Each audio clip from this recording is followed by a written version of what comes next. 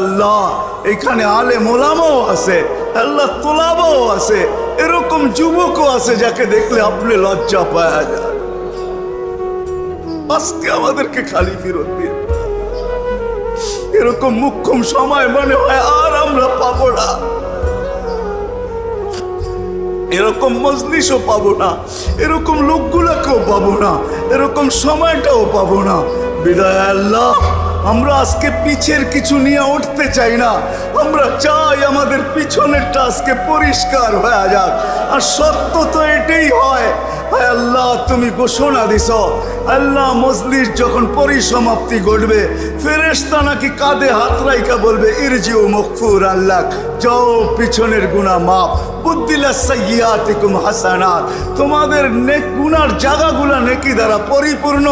আজকে যেন আমাদের ভাগ্যে এরকমই জোটে, কালকে সূর্যটা যদি ওঠে তো আমাদের জন্য যেন নতুন একটা জীবন নিয়ে ওঠে, কারো আমল নামায় যেন কোনো গুনাহ না থাকে।